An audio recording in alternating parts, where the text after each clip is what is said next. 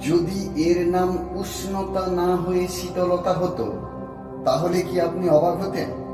যদি এর নাম উষ্ণতা না হয়ে শীতলতা হতো, তাহলে কি আপনি অবাক হতেন? নিশ্চয়ই না। তাহলে এই উষ্ণতার মধ্যেও আপনার মনকে বোঝাবার চেষ্টা করুন। এটা কোনো উষ্ণতা নয়, এটা শীতলতা। তাই আপনি যখন শূন্য হওয়ার চেষ্টা করতেছেন বা শূন্য হতে চান, মানসিকভাবে আপনি যখন শূন্য হতে চান, এটি অত্যন্ত গুরুত্বপূর্ণ একটি দৃষ্টান্ত বা উদাহরণ।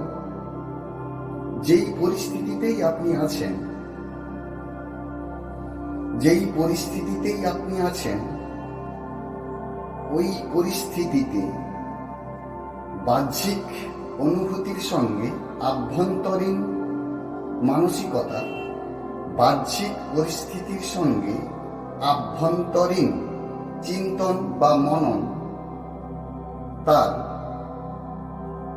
পার্থক্য করা এবং দুটোকে আলাদাভাবে রাখা এবং চেনা এবং দুটোর আলাদাভাবে যত্ন নেওয়া।